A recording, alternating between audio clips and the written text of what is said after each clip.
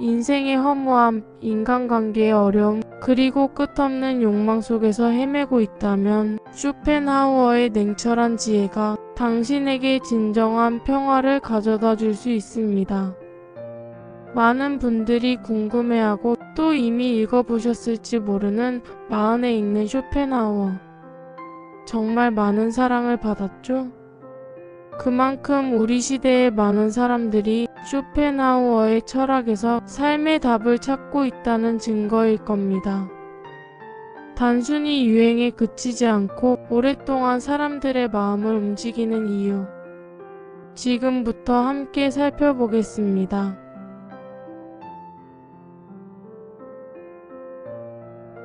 쇼펜하우어. 이름만 들어도 어렵고 딱딱하게 느껴지시나요? 하지만 그는 사실 인생의 복잡한 문제들을 아주 솔직하고 직설적으로 이야기한 철학자입니다. 우리가 마흔에 읽는 쇼펜하우어를 통해 그의 철학을 다시 만나야 하는 이유가 있습니다. 바로 우리 삶의 가장 현실적인 고민들에 대한 답을 찾을 수 있기 때문입니다. 나이가 들수록 우리는 깨닫습니다. 삶이 마냥 행복하기만 한 것은 아니라는 것을요. 인생의 고통과 번뇌는 피할 수 없는 현실이고 인간관계는 늘 어렵습니다. 그리고 진정한 행복이란 무엇인가라는 질문 앞에서 방황하기도 합니다. 쇼펜하우어는 바로 이런 질문들에 대한 냉철하면서도 실용적인 통찰을 제공합니다. 그의 철학은 우리에게 막연한 위로가 아니라 현실을 직시하고 불필요한 욕망을 줄여 내면의 평화를 찾는 법을 알려줍니다. 쇼펜하우어는 인간의 삶이 고통과 번뇌로 가득 차 있다고 말합니다. 이런 그의 철학을 부정적으로만 볼 필요는 없습니다. 오히려 삶의 고통을 있는 그대로 인정하고 그 안에서 평온을 찾는 방법을 제시하기 때문이죠. 이 책은 쇼펜하우어의 철학을 3가지 핵심 키워드로 나눠서 설명합니다.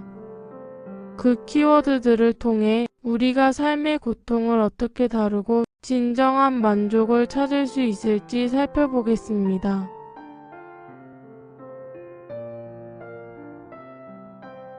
쇼펜하우어는 인간의 불행이 대부분 욕망에서 비롯된다고 말합니다.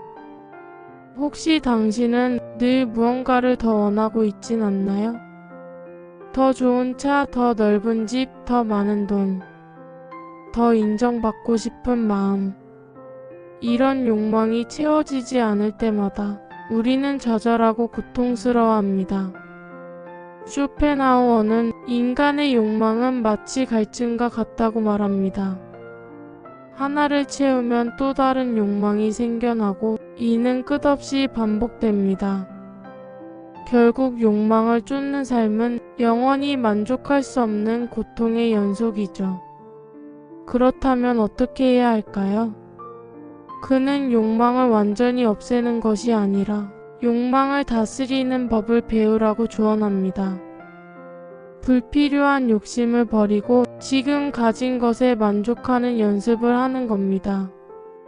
다른 사람과 비교하며 나 자신을 불행하게 만들지 마세요. 진정한 평화는 외부의 것을 더 많이 소유하는 것이 아니라 내면의 욕망을 조절하는 데서 시작됩니다. 쇼펜하우어는 인간이 근본적으로 외로운 존재이며 타인과의 관계에서 오는 고통이 크다고 보았습니다. 그래서 그는 외로움을 즐기라고 말합니다.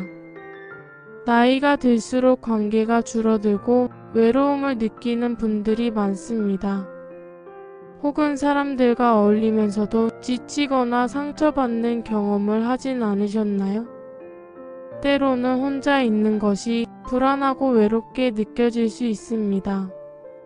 쇼펜하우어는 사람들이 외로움을 피하기 위해 불필요한 관계에 매달리다가 오히려 더 큰 고통을 겪는다고 지적합니다.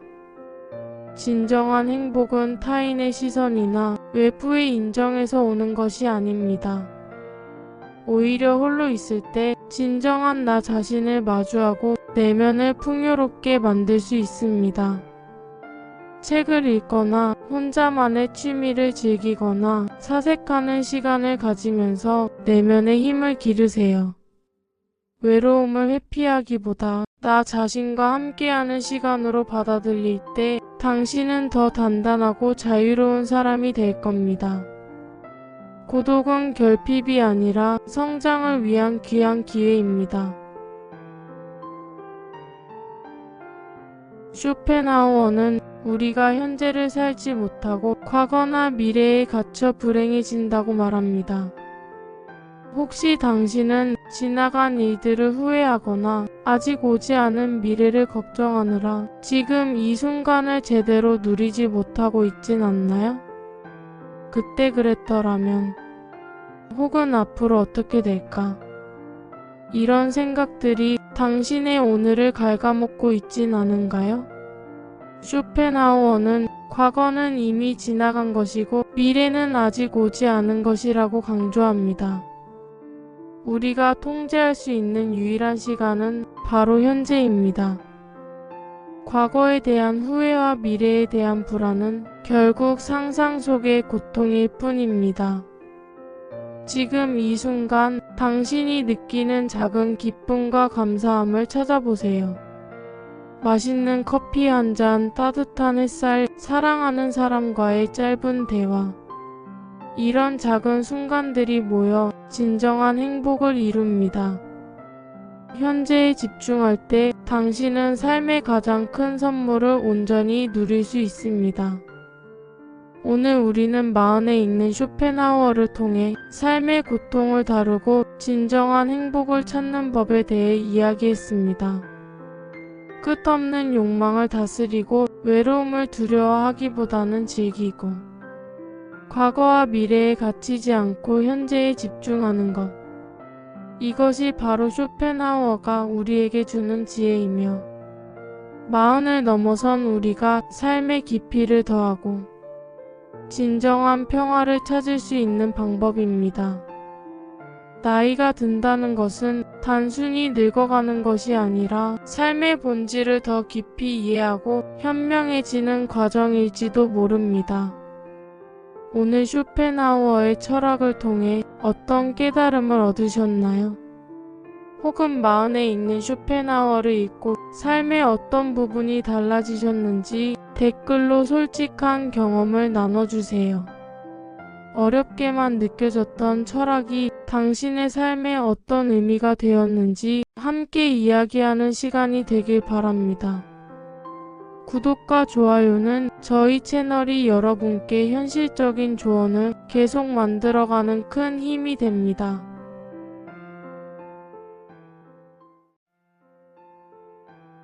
많은 분들의 인생책으로 꼽히는 유시민 작가의 어떻게 살 것인가에 대해 이야기할까 합니다.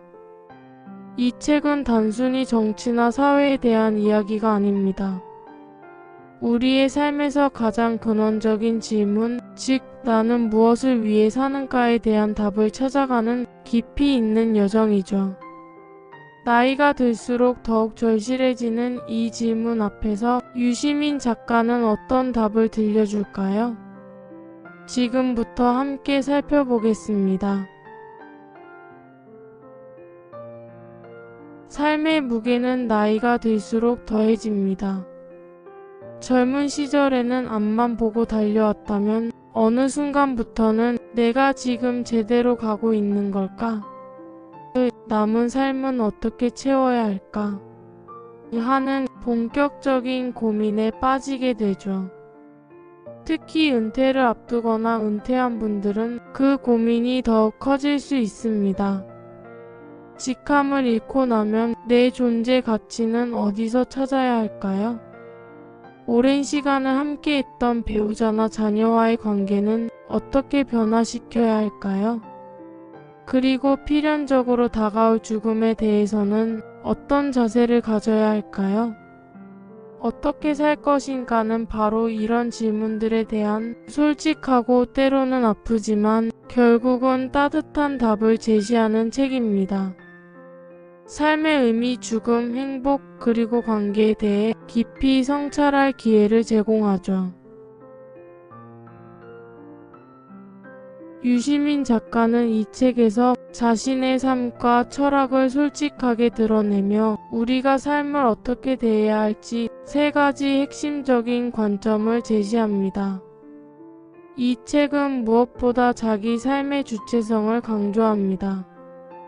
남의 시선이나 사회의 기준에 맞춰 사는 것이 아니라 진정으로 나답게 사는 것이 무엇인지 묻죠. 혹시 당신은 나는 해야만 한다는 의무감에 갇혀 살진 않았나요? 자녀를 위해, 배우자를 위해, 부모님을 위해 나 자신을 희생하고 정작 나의 욕구와 행복은 뒷전으로 밀어두진 않았나요? 이제는 남의 기대가 아닌 내가 진정으로 원하는 것이 무엇인지 스스로에게 물어봐야 할 때입니다.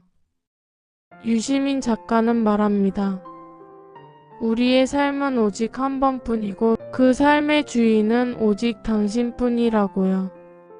다른 사람이 정해준 길을 걷기보다 스스로 질문하고 답을 찾아가는 용기가 필요합니다. 물론 쉽지 않을 겁니다.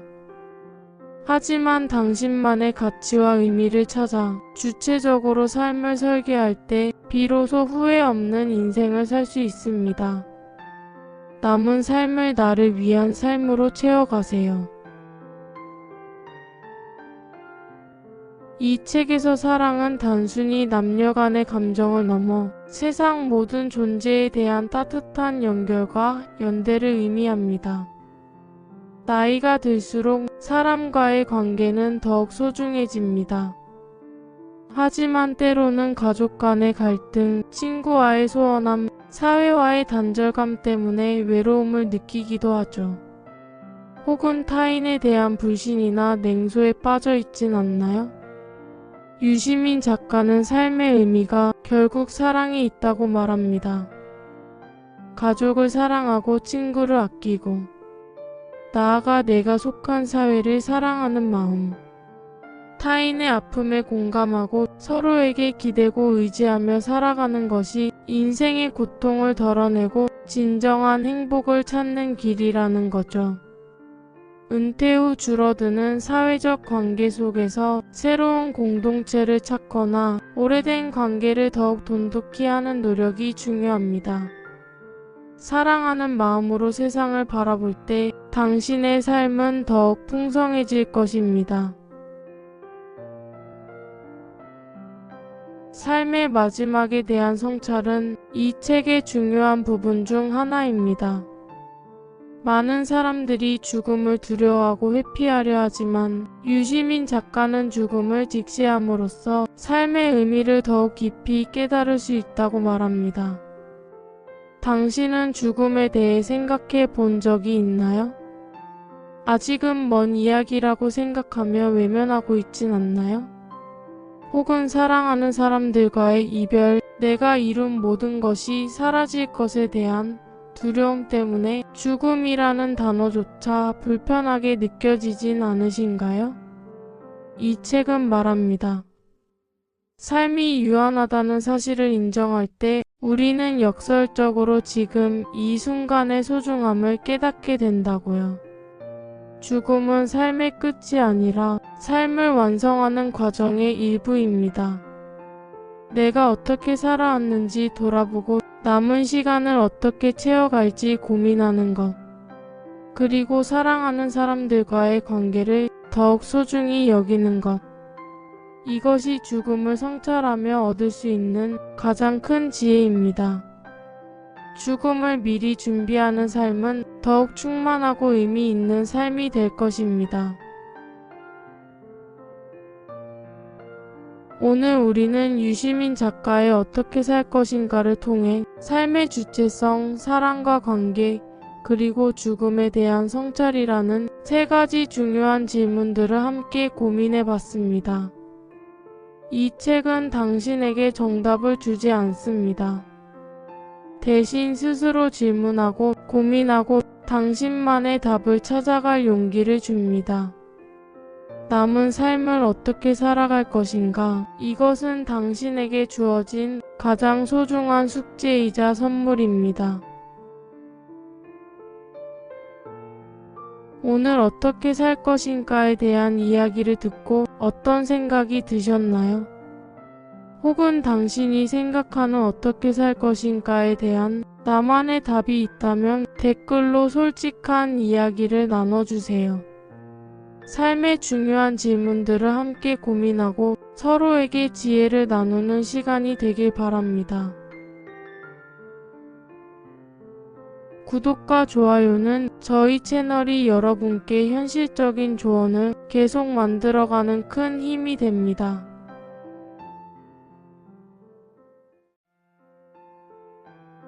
많은 분들의 마음에 깊은 울림을 주었던 책 미치 앨범의 모리와 함께한 화요일에 대해 이야기할까 합니다. 이 책은 삶의 마지막을 앞둔 한 노교수와 인생의 방향을 잃고 헤매던 제자가 매주 화요일마다 만나 나누는 특별한 수업에 대한 이야기입니다. 어쩌면 우리 모두에게 필요한 인생의 가장 중요한 교훈들이 이 작은 책 속에 담겨 있죠. 모리 교수님의 따뜻한 목소리를 통해 우리의 삶을 돌아보고 진정으로 소중한 것이 무엇인지 함께 찾아보는 시간이 되시길 바랍니다. 이 책의 저자인 미치 앨범은 성공만을 쫓던 젊은 기자였습니다. 돈과 명예를 얻었지만 왠지 모를 공허함과 불안감에 시달렸죠.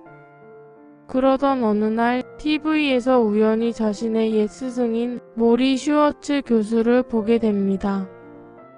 모리 교수는 ALS, 즉 루게릭병이라는 무서운 병에 걸려 점점 몸이 굳어가는 중이었습니다. 삶의 끝을 향해 가고 있었죠. 미치는 교수님을 찾아가고 그렇게 매주 화요일마다 인생의 마지막 수업이 시작됩니다.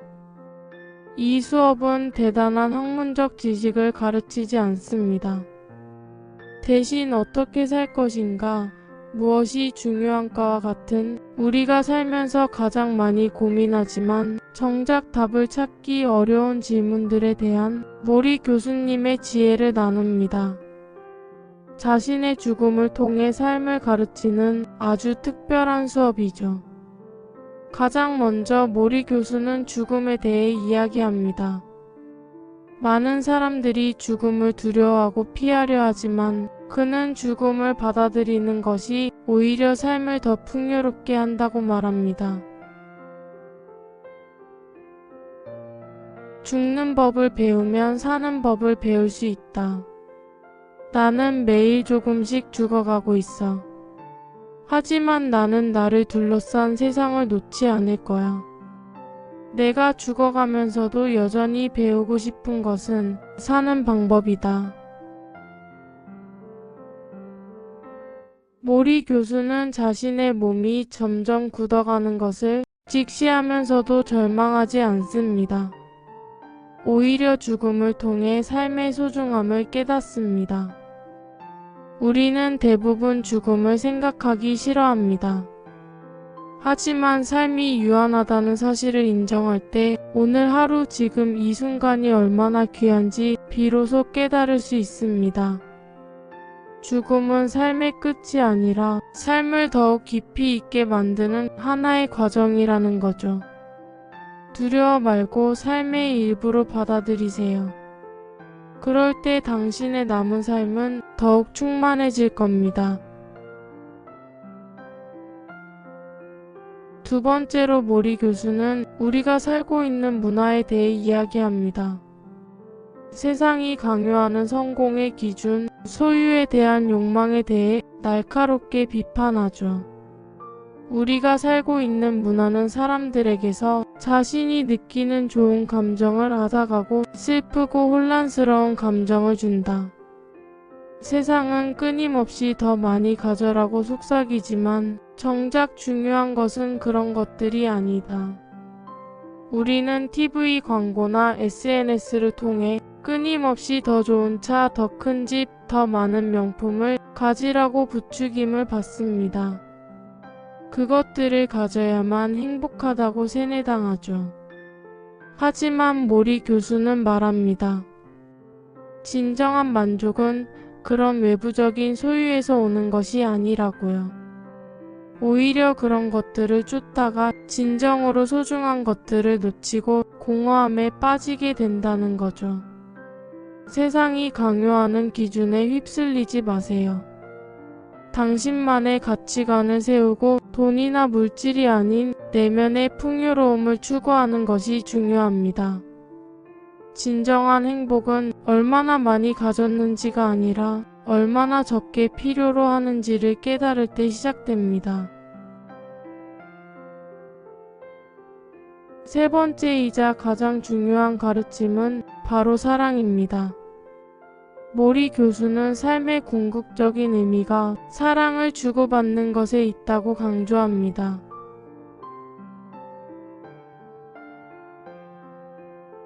사랑을 주는 법을 배우면 사는 법을 배울 수 있다.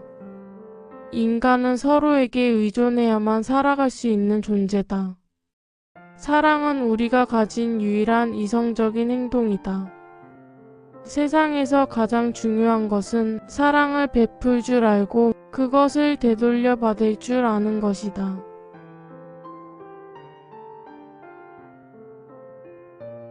몸이 점점 쇠약해지는 상황에서도 모리 교수는 사람들과의 관계를 놓지 않습니다.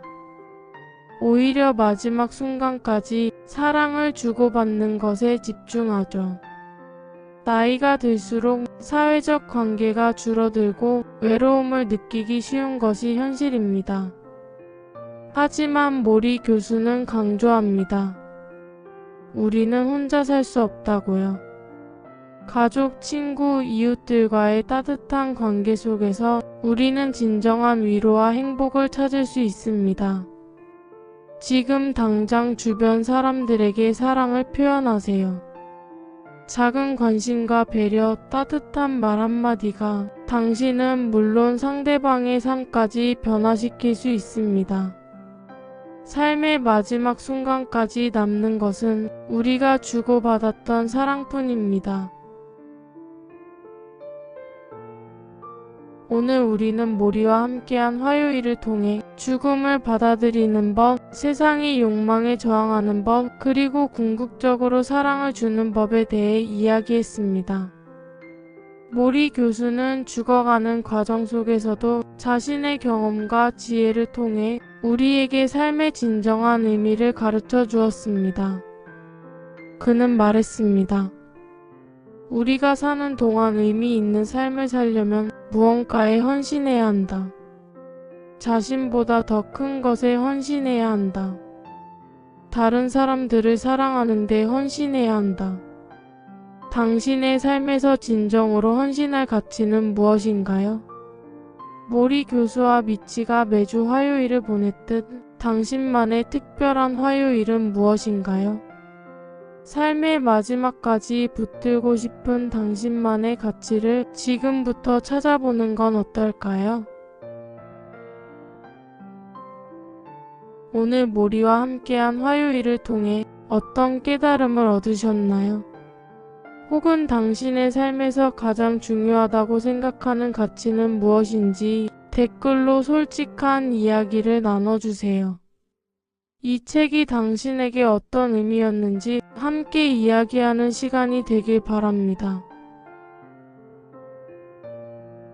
구독과 좋아요는 저희 채널이 여러분께 현실적인 조언을 계속 만들어가는 큰 힘이 됩니다.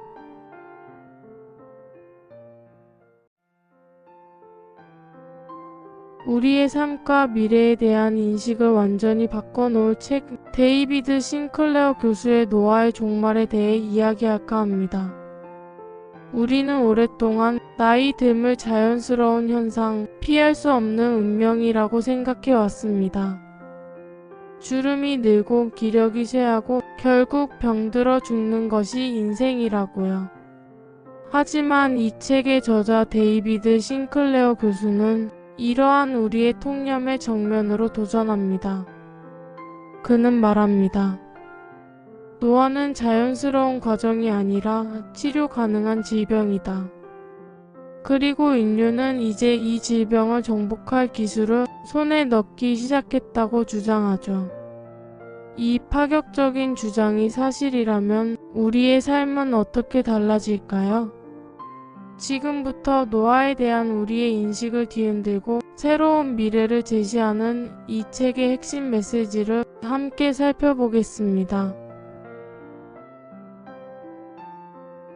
우리는 감기처럼 몸이 아프면 병원에 가지만 나이 들어 생기는 흰머리나 주름, 점점 떨어지는 체력, 잦은 잔병 치레는 그저 나이 탓이라고 생각합니다. 하지만 싱클레어 교수는 이러한 현상들이 모두 노화라는 질병의 증상이라고 말합니다. 그는 노화가 유전적 프로그램이 아니라 오히려 우리 몸의 유전 정보가 시간이 지나면서 손상되고 혼란스러워지는 과정, 즉 정보의 손실 때문에 발생한다고 설명합니다.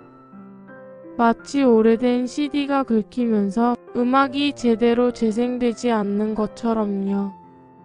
만약 노화가 질병이라면 우리는 이 질병을 치료하고 그 진행을 늦추거나 심지어 되돌릴 수도 있을 겁니다.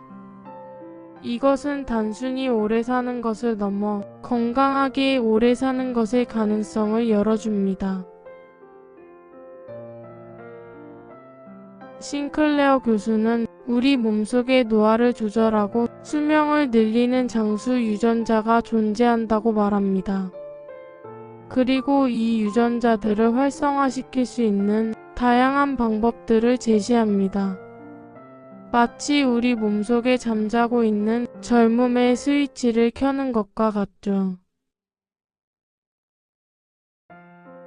오랫동안 많은 연구에서 소식이 장수에 도움이 된다는 사실이 밝혀졌습니다. 싱클레어 교수는 그 이유를 우리 몸의 생존 회로와 연결하여 설명합니다. 우리 몸은 생존이 위협받는 상황, 즉 음식이 부족한 상황에서 생존력을 높이는 유전자들을 활성화하도록 진화했습니다. 너무 배부르게 먹는 것보다 약간의 공복감을 유지할 때 오히려 세포 재생과 노화 방어 메커니즘이 작동한다는 거죠. 간헐적 단식 역시 비슷한 원리입니다. 하루 중 일정 시간 동안 음식을 섭취하지 않는 방법이죠. 이는 우리 몸의 장수 유전자를 자극하여 세포를 건강하게 유지하고 노화를 늦추는 데 도움을 줄 수 있습니다.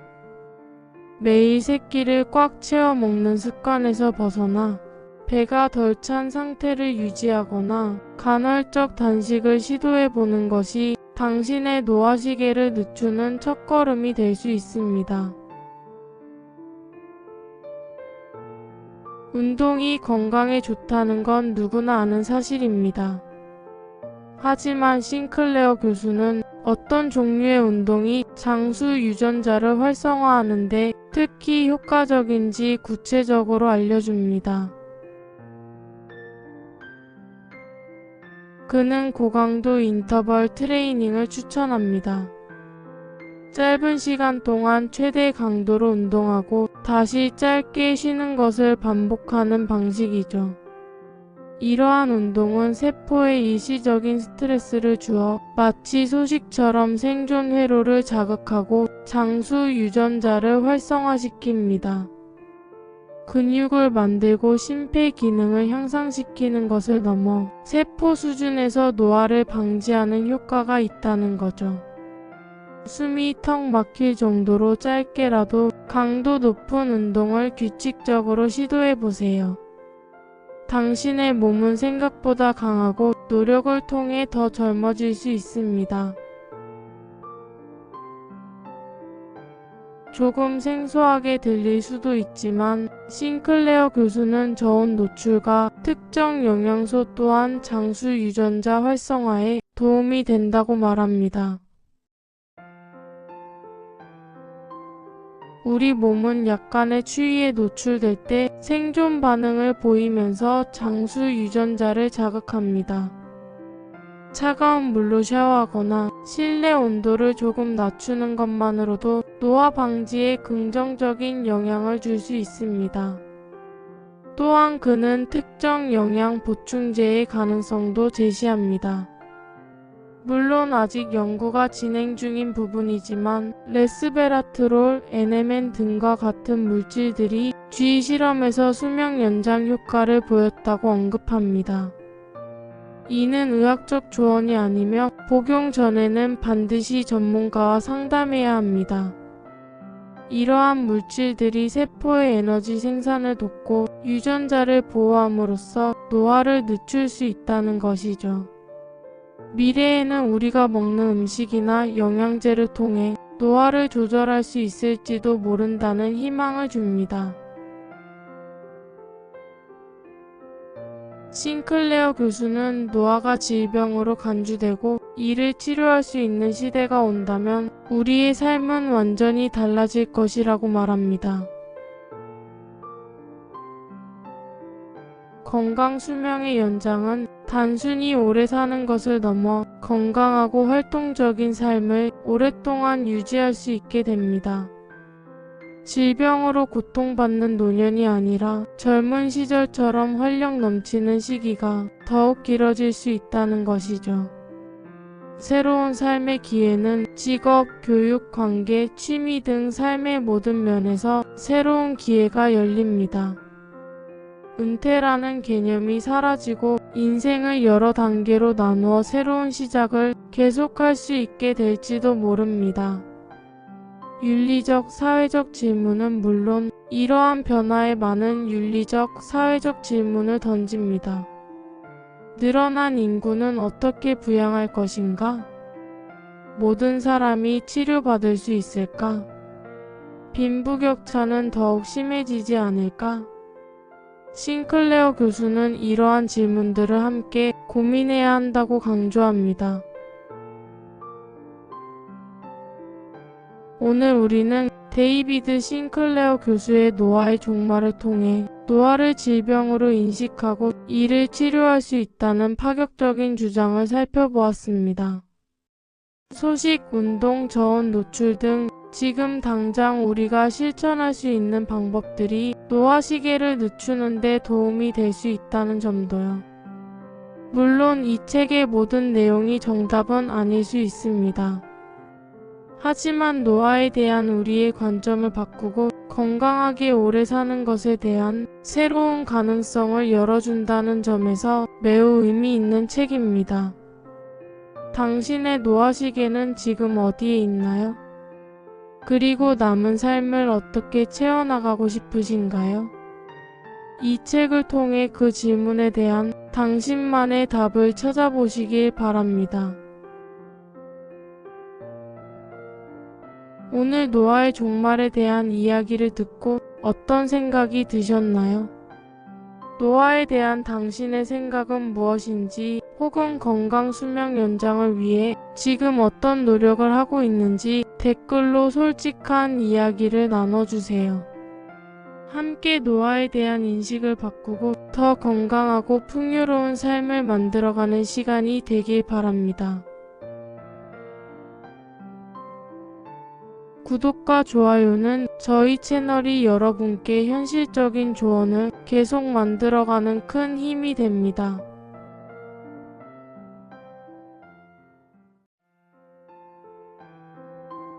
다음은 완벽한 공부법에 대해 이야기할까 합니다. 이름만 들으면 공부법? 그걸 지금 내가 왜? 이렇게 생각하실 수도 있습니다. 하지만 이 책은 단순히 학생들을 위한 것이 아닙니다. 인생 후반전, 새로운 시작을 꿈꾸는 모든 분들에게 꼭 필요한 지침서입니다. 나이와 상관없이 우리가 왜 계속 배워야 하는지, 그리고 어떻게 하면 더 잘 배울 수 있는지 지금부터 함께 살펴보겠습니다. 나는 이제 공부할 나이가 아니야. 뭘 배워서 써먹겠어. 이런 생각 해본 적 있으신가요? 하지만 시대가 변했습니다. 배움은 더 이상 학교 다닐 때나 하는 일시적인 행위가 아닙니다. 평생 배우고 새로운 것에 적응해야 하는 시대가 온 거죠. 특히 인생의 전환점에서 새로운 직업을 찾거나 오랫동안 꿈꿔왔던 취미를 시작하거나 아니면 단순히 스마트폰 다루는 법 하나를 배우더라도 어떻게 하면 더 잘 배울 수 있을까? 이 질문은 우리 모두에게 중요해졌습니다. 완벽한 공부법은 바로 이런 현실적인 필요에 명확한 해답을 제시합니다. 우리가 왜 공부해야 하는지, 그리고 그 공부를 어떻게 완벽하게 할 수 있는지, 그 과학적인 방법들을 알려줍니다. 이 책은 단순한 열심히 하라는 조언 대신 뇌과학과 인지심리학 연구를 바탕으로 가장 효율적인 학습법을 알려줍니다. 크게 3가지 핵심 원리를 통해 누구나 적용할 수 있는 방법을 제시합니다. 이 책은 우리가 흔히 믿는 재능보다 노력의 중요성을 강조합니다. 혹시 당신은 나는 머리가 나빠서 안 돼, 재능이 없어서 안 될 거야, 이렇게 스스로를 포기하고 있진 않나요? 새로운 것을 시작하기도 전에 지레 겁먹고 포기한 경험이 있으실 겁니다. 완벽한 공부법은 말합니다. 천재는 소수에 불과하고 대부분의 성취는 꾸준한 노력에서 나온다고요. 뇌는 평생 학습이 가능하며 나이가 들어도 얼마든지 새로운 것을 배울 수 있습니다. 오히려 수십 년간 쌓은 삶의 경험과 지혜가 새로운 지식을 더 깊이 이해하고 적용하는 데 큰 도움이 될 수 있습니다. 노력하면 된다는 막연한 말이 아니라 뇌가 그렇게 설계되어 있다는 과학적 근거를 제시합니다. 지금 당장 작은 목표를 세우고 매일 조금씩이라도 실천하세요. 당신의 노력은 절대 배신하지 않을 겁니다. 우리는 보통 책을 읽거나 강의를 듣는 것을 공부라고 생각합니다. 하지만 이 책은 인풋 입력보다 아웃풋 출력의 중요성을 강조합니다. 책을 아무리 많이 읽어도 돌아서면 기억나지 않고 남는 게 없는 것 같다고 느끼시나요? 배운 것을 실제 생활에 적용하기 어렵다고요? 완벽한 공부법은 진정한 공부는 아는 것을 밖으로 꺼내보는 과정이라고 말합니다. 배운 내용을 다른 사람에게 설명해보거나 글로 써보거나 직접 문제를 풀어보는 것. 이런 아웃풋 활동을 통해 뇌는 배운 내용을 더 단단하게 기억하고 완전히 자기 것으로 만듭니다. 이제부터는 단순히 읽고 듣는 데서 그치지 마세요. 배운 것을 친구나 가족에게 설명해 주거나 블로그에 짧은 글이라도 써보세요. 실생활에 적용해 보는 겁니다. 그렇게 써먹을 때 진짜 공부가 시작되고 당신의 지식은 더 강력한 힘을 가질 겁니다. 이 책은 무조건 오래 공부하는 것보다 효율적인 휴식과 메타인지의 중요성을 강조합니다. 혹시 당신은 쉬지 않고 일하거나 공부하는 것이 미덕이라고 생각하진 않나요? 내 방식대로 하는 것이 옳다고 믿고 다른 사람의 조언을 듣기 어려워하진 않으신가요? 완벽한 공부법은 뇌도 충분한 휴식이 필요하다고 말합니다. 집중하는 시간만큼 뇌가 정보를 정리하고 저장할 시간을 주는 것이 중요하죠. 무작정 책상에 앉아있는 것보다 짧은 휴식을 통해 뇌를 쉬게 하는 것이 오히려 학습 효과를 높입니다. 그리고 메타인지, 즉 내가 무엇을 알고 무엇을 모르는지 스스로를 객관적으로 파악하는 능력도 중요합니다. 자신이 잘못 알고 있는 부분을 인정하고 더 나은 방법을 찾아 나설 때 진정한 성장이 일어납니다. 자신을 돌아보고 어떤 방식이 나에게 맞는지 고민하세요. 이것이 완벽한 공부를 위한 마지막 퍼즐 조각입니다.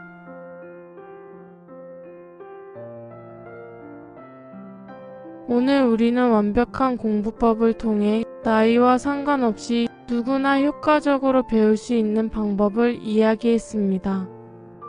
재능보다 노력이 중요하며 단순히 입력하는 것보다 아웃풋이 더 중요하고 뇌를 위한 휴식과 스스로를 돌아보는 메타인지가 필요하다는 것. 이것이 바로 당신이 지금 새로운 배움을 시작하거나 기존의 것을 더 깊이 있게 만드는 데 필요한 가장 강력한 무기가 될 겁니다. 나이 듦은 끝이 아니라 새로운 배움과 성장의 기회입니다. 당신의 인생 후반전을 배움으로 더욱 풍요롭게 채워나가세요.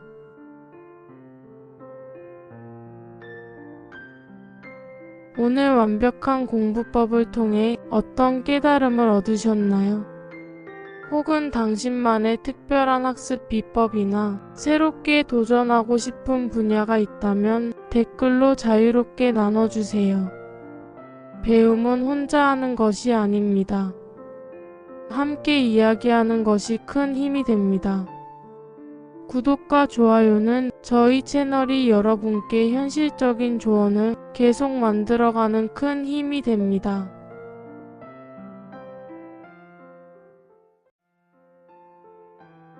우리가 세상을 바라보는 방식에 대해 아주 신선한 충격을 던져주는 책. 한스 로슬링의 팩트풀니스에 대해 이야기할까 합니다. TV 뉴스만 틀면 세상은 온통 재앙과 비극뿐인 것 같습니다. 범죄는 늘어나고 경제는 어렵고 환경은 파괴되고 전쟁은 끊이지 않죠. 우리는 이런 소식들을 접하며 세상이 점점 나빠지고 있다고 생각합니다. 미래는 어둡고 희망은 없다고 느끼기도 하죠. 하지만 팩트풀니스의 저자 한스 로슬링은 이런 우리의 생각이 착각이라고 말합니다. 우리가 세상을 실제보다 훨씬 더 나쁘게 보고 있다는 거죠. 왜 이런 착각에 빠지는 걸까요? 이 책은 우리가 세상을 잘못 이해하는 10가지 본능적인 오류를 지적합니다. 그리고 그 오류들을 벗어나 사실 팩트의 근거의 세상을 바라볼 때 비로소 희망과 가능성을 발견할 수 있다고 말합니다. 복잡한 통계 이야기는 빼고 우리 삶에 바로 적용할 수 있는 핵심적인 메시지만 전달하겠습니다. 우리가 세상을 비관적으로 보게 만드는 수많은 착각 본능 중 가장 강력한 3가지를 먼저 살펴보겠습니다. 우리는 세상을 2개의 극단으로 나누어 보려는 경향이 있습니다.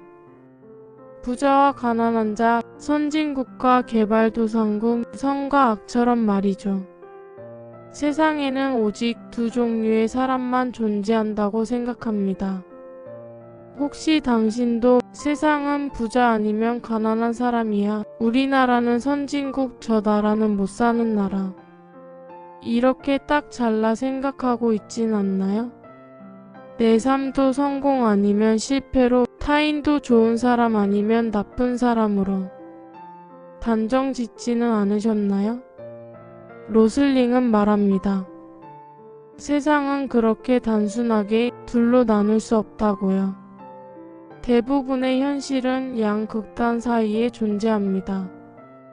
예를 들어 전 세계 인구의 대부분은 더 이상 극빈층도 그렇다고 아주 부유한 나라도 아닙니다. 그들은 중간소득 국가에서 점점 더 나은 삶을 살고 있습니다.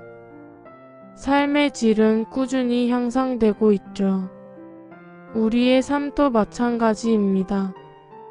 성공 아니면 실패라는 이분법에 갇히면 작은 실패에도 절망하고 작은 성공에도 자만하게 됩니다. 세상의 대부분은 회색 지대에 있습니다. 흑백 논리에서 벗어나 다양한 스펙트럼을 인정할 때 비로소 세상을 더 정확하게 보고 마음의 여유도 찾을 수 있습니다. 우리는 좋은 소식보다 나쁜 소식에 더 민감하게 반응하고 더 잘 기억합니다. 이것이 바로 부정 본능입니다. 뉴스를 보면 온통 사건, 사고, 재난 이야기뿐입니다. TV 드라마도 갈등과 비극적인 상황이 넘쳐나죠. 일상에서도 좋은 일보다는 힘든 일들이 더 크게 다가오고 오랫동안 마음에 남지 않나요? 로슬링은 지적합니다. 세상의 발전은 점진적으로 일어나는 반면 나쁜 일은 갑작스럽고 극적으로 나타나기 때문에 언론은 나쁜 소식에 더 주목할 수밖에 없다고요. 조용히 나아지는 현실은 뉴스거리가 되지 않습니다. 예를 들어 전 세계 극빈층은 계속 줄어들고 있고 아이들의 사망률도 꾸준히 낮아지고 있습니다.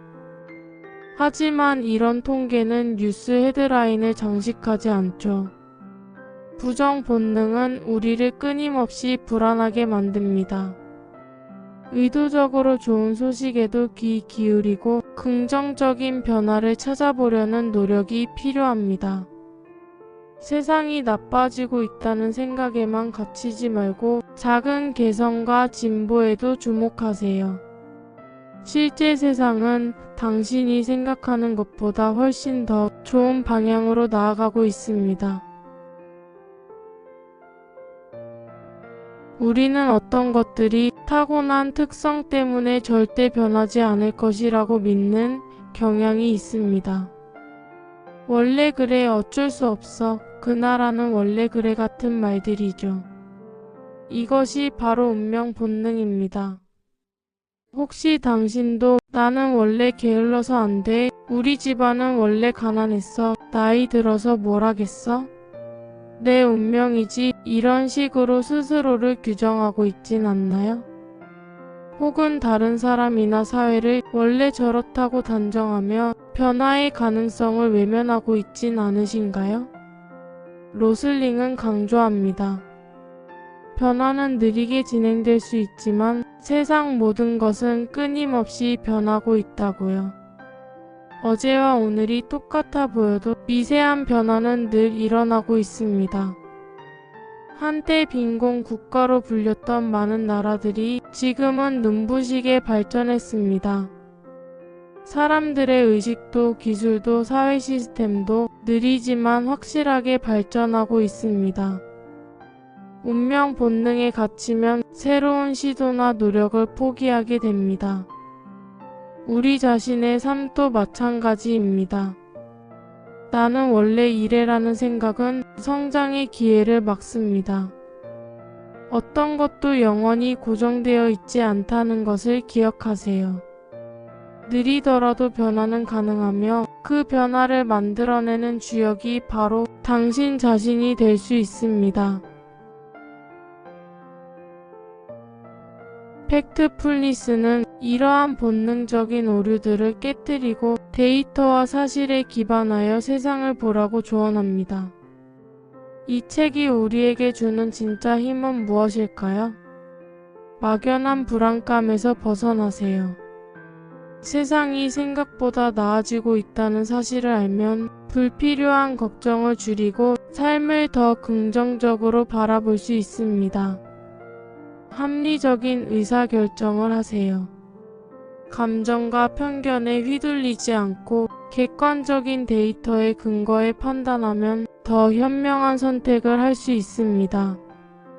이는 재테크부터 일상생활까지 모두 적용됩니다.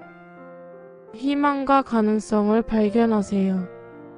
세상이 변하지 않을 것이라는 비관주의를 버리고 작은 변화에도 주목하면 새로운 기회와 희망을 발견할 수 있습니다. 이는 우리의 남은 삶을 더욱 풍요롭게 만들어줄 것입니다.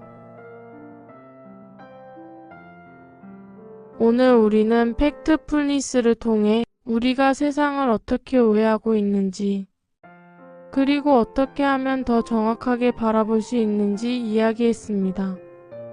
세상이 점점 나빠지고 있다는 생각은 많은 경우 착각일 뿐입니다. 데이터와 사실을 기반으로 세상을 보는 눈을 기른다면 막연한 불안감에서 벗어나 더 희망적이고 주체적인 삶을 살 수 있습니다. 이것은 당신의 삶을 변화시키는 아주 작은 그러나 강력한 용기가 될 겁니다. 오늘 팩트풀니스를 통해 어떤 깨달음을 얻으셨나요? 혹시 이 책을 읽고 세상이나 자신에 대한 생각이 달라진 경험이 있다면 댓글로 솔직한 이야기를 나눠주세요. 함께 세상을 더 정확하게 보고 더 나은 미래를 만들어가는 시간이 되길 바랍니다. 구독과 좋아요는 저희 채널이 여러분께 현실적인 조언을 계속 만들어가는 큰 힘이 됩니다.